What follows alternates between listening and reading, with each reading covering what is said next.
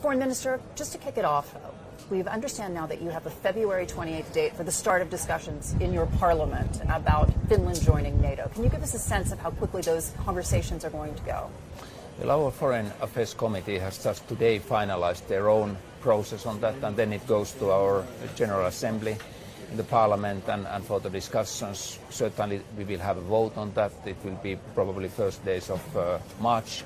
And then we have done, actually, we are going for election holidays, election break, and that's why this existing Parliament wanted to deal with this matter as far as they can. Yeah, and of course this is a major bone of contention for NATO member Turkey, Hungary as well. Is Finland willing to go it alone, or are you going to wait for Sweden to be a part of this? And we have all the time, we have very close contact with Sweden, of course, on this issue, and we have said that our definite priority is to go together, Sweden and Finland, and this is our message to Turkey, this is our message to Hungary.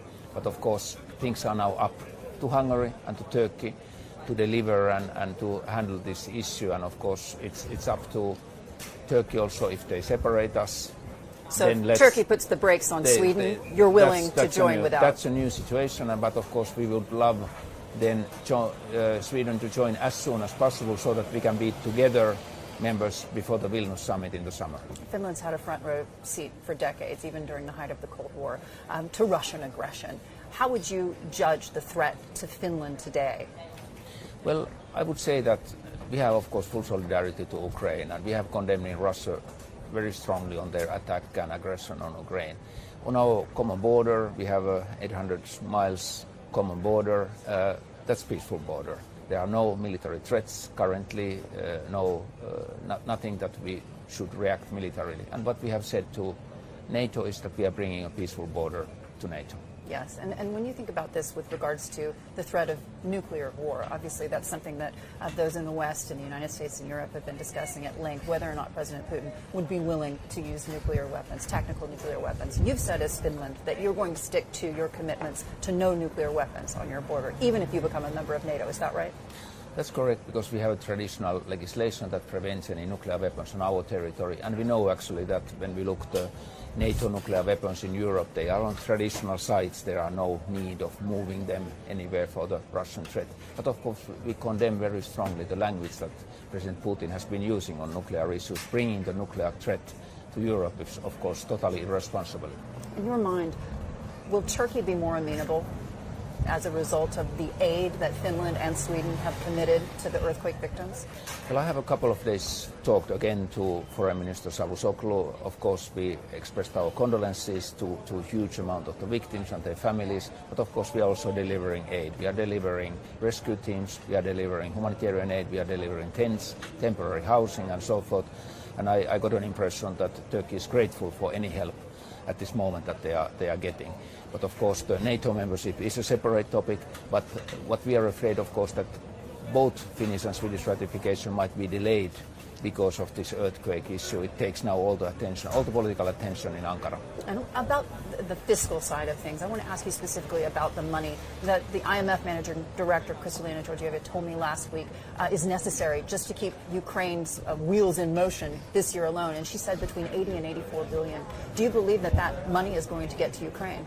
Well, I think at least looking the European Union, we are very united on economical support to Ukraine, the EU perspective for Ukraine, but also on the military help to Ukraine. Finland has just delivered the latest 12th military package to Ukraine worth of 400 million euros. It's the biggest package so far, and we are already preparing the 13th package. So this just shows that all countries in the European Union, including Finland, is eager to continue support to Ukraine. And that's in spite of energy situation going forward.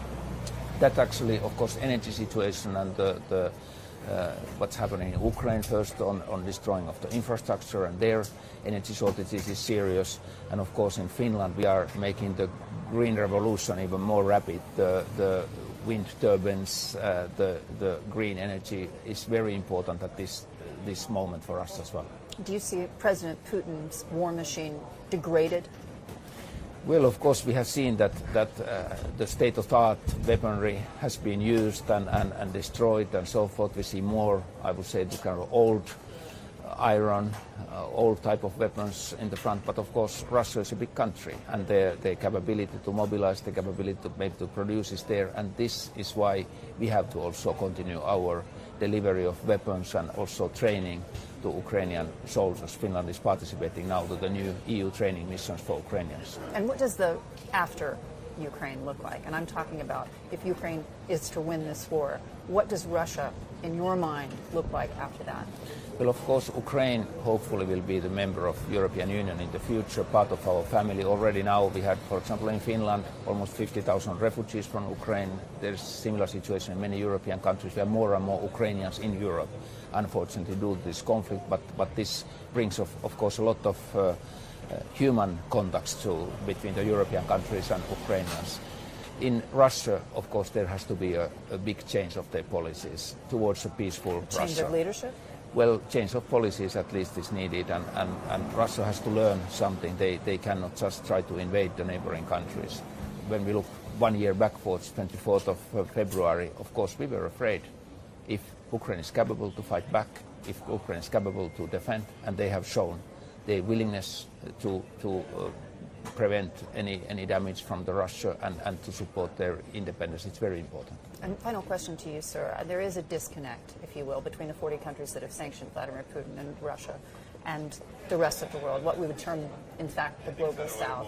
You're seeing some of that represented here at the Munich Security Conference. However, you don't see representatives from Russia, from Iran. In your mind, is that a mistake? Are we in danger of becoming an echo chamber of just Western thought? No, I think it's very important, first of all, that we challenge the Russian narrative and explain what has gone wrong. Russia has been violating the rules of the UN Charter, the rules of the European Security Order, and so forth. And it's very important to But shouldn't we be saying that to the Russians? Yes, we are saying it to Russians, but we are also saying it to... Here. Yes, but we are saying it to many other African leaders, Asian leaders, Latin American leaders, why this is important. And it's not only about Ukraine. When we go back to 1990, when Kuwait was occupied by Saddam Hussein, we pushed back. We pushed back based on the UN Charter, and now we are doing the same pushback on this issue. But it's very important that we maintain the communication. China is here. It's important to talk with them as well.